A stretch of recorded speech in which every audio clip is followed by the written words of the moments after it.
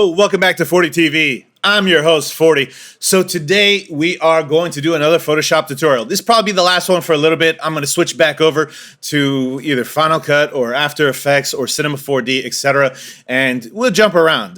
We're doing whatever comes to mind. I'm working on a lot of different things right now, so yeah. Anyways, this is our final. This is what we're going for, yo. With the elections happening yesterday, I ended up watching The Joker with Joaquin Phoenix. It's hyper realistic and it seems suitable for what's going on in today's day and age, huh? Anyways, this is the start. This is where we started. I shot myself against a solid background. I ended up removing myself. I'm going to start a time lapse. I will do a voiceover talking about the different things I did. And the reason I'm doing this instead of talking as I go is I started to do that and I found myself fumbling, right? There's a lot of different steps. You have to think about a lot of things. And on top of it, I wasn't able to use my Wacom tablet because I couldn't find a cable. So I ended up using my mouse, which made it more difficult, right? And for sure, the lines, the edges, etc., blah, blah, blah. Anyways, I ended up using this hair. I used this for the t-shirt design. And again, this is the final. Let's jump into it. All right, let's jump into this. So the first thing I did is I separated myself from the background using a combination of the quick selection tool and the polygon lasso tool. I created a black background behind myself and made sure that I'm isolated, separate from the background, right? Next, I wanted to isolate the jacket so I could change the color. So first, with the quick selection tool, I selected the whole jacket, which included my shirt, and then I cut the shirt out, right? After doing so, I'm going to end up going up to the adjustments layer and I'm going to select a hue saturation layer. I'm going to colorize it, make sure it's set to red, and adjust the brightness as well as the saturation to get the color I want. I created a vibrance layer, increased the vibrance by 20, and then I moved on to fix the edges of the jacket. You can see my selection wasn't perfect, so what I did on this layer, I just drew some black, right? All I have is my brush selected, the black is my foreground color, and I'm painting that on. The next thing I think I'm going to do, and by the way, this was pre-recorded, so I'm talking after the fact. I changed the opacity and the blend mode to color burn, and I think that looks a little bit better than just being solid black. There's still a little jaggedness. It looks legit. I then create a new merge of all the layers by pressing Command, Shift, Option, and E, and that merges all the layers together and creates a new layer. Next, what I'm doing here is I'm using the burn tool to darken the corners of the jacket. They were a bit light because lighting was was fairly good, but I wanted a little bit more, shadows under there. In fact, I should have probably spent more time, but the reality is I'm using my mouse here. I'm experimenting with different blend modes, and I end up going with soft light, which, by the way, is interacting with the layers below. So even though this layer is a copy of everything merged, it's still interacting with the layers below.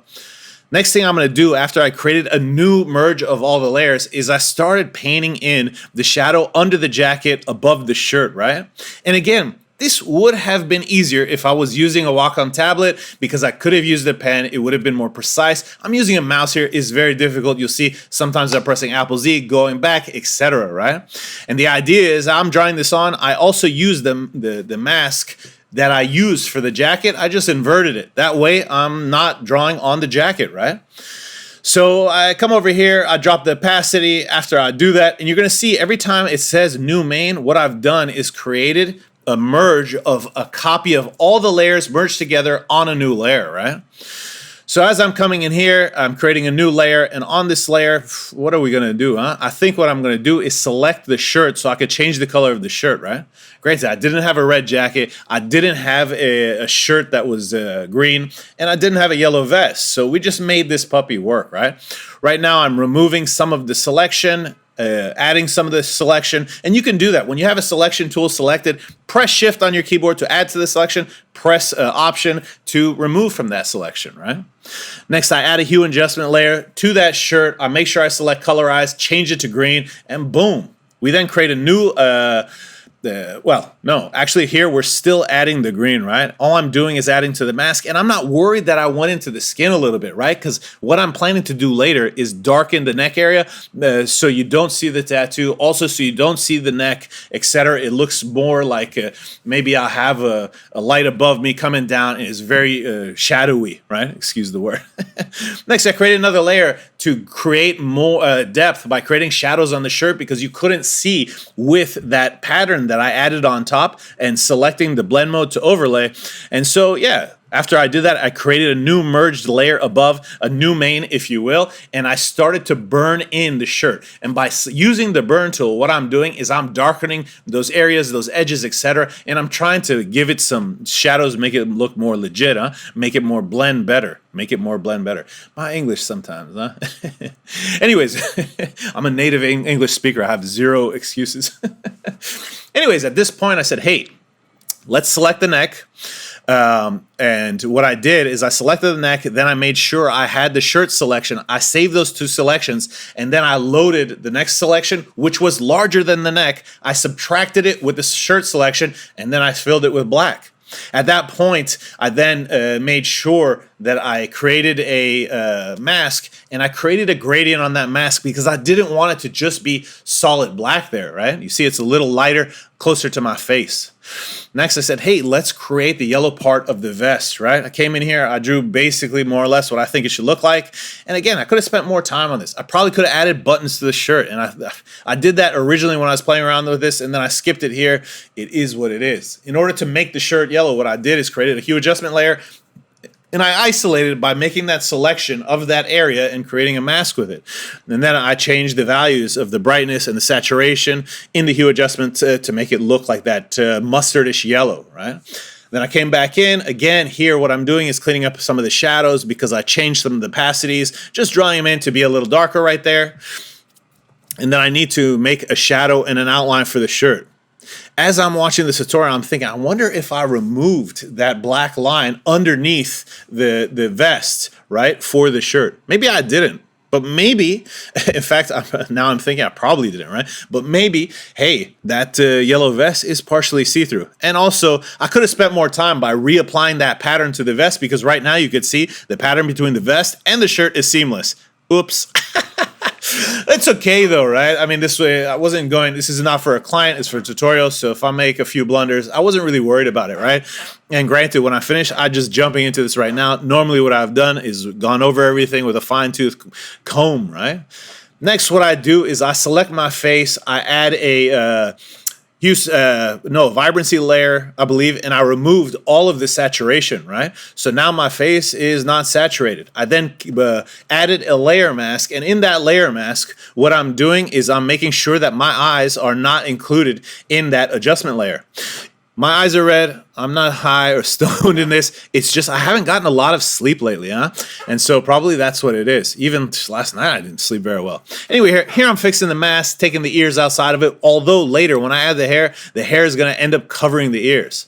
I then add an exposure adjustment layer. I make sure I copy the mask from the hue saturation layer to the exposure layer, and boom. This is what we have, white face paint. I'm selecting a brush so I can come in here, and it's funny because in the final you don't actually see this. However, you might want to do this yourself. Notice I'm only affecting this upper mask. I realize I need to be affecting the mask below. That will look even better. So what I'm doing is I'm coming in and I'm dirtying up the edges because this is face paint, and clearly face paint would not have a perfect edge usually, right? And especially in the Joker's situation, he applied it to himself and it did not have perfect edges, right? So dirtied up the edges. I probably should have done that after I added the hair to make sure, right? Next, I add a hue adjustment layer and make sure everything is a dark red. And I'm looking how it looks on my face because what I'm going to do is I created a mask, filling it with black so it shows nothing. And then I come in here and start creating eyebrows, nose, etc. Notice I am creating the eyebrows in black, and the reason I did that, I wasn't sure how they wanted to look. I adjusted them, then I pressed Command on my keyboard and on that layer to make sure I have that as a selection, and I filled the layer mask with white to make sure it applied to the hue adjustment layer, right? I'm doing the same thing with the nose here, making a selection, filling it with white on the mask layer to make sure it shows through the nose. Then I create the mouth roughly, right? I wasn't going to shave my goatee for the tutorial, but clearly it would look better without a goatee, I think, right? Next, I'm using the polygon lasso tool to select all that and then make changes to the part of the mask that is the mouth, right? I even warp it here to pull it down a little bit, and I'm saying, hey, that looks pretty good, right? I created another hue and saturation layer. And this layer, what I'm trying to do is find either a green or a teal for the eye makeup, right? And so once I have the color that I like, and remember, I'm looking on my face how this looks. but it's also an adjustment layer. So of course I can change the color later. I draw these little eyeliner lines. I mean, I'm not a girl. I don't know how to do makeup. You know, I looked at my reference and I said, hey, this looks all right.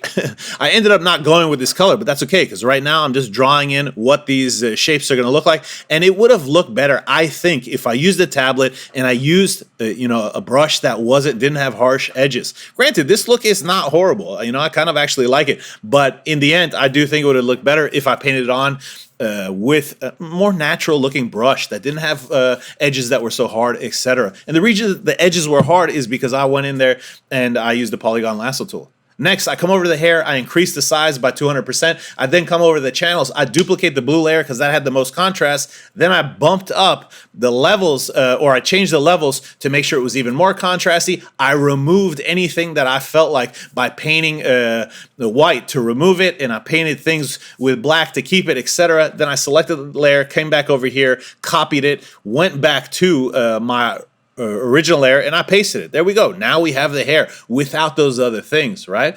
I dropped the opacity a little bit. I pulled up the transform to put it in place. For those of you that know, the bottom of your nose to where the middle of your eyes are, and then from your eyes is the same distance up to where your hairline usually would start, but clearly I'm bald. It's genetics, yo. Anyways, I can't control that. It is what it is. It doesn't really bother me. I've shaved my head since I was very young anyway.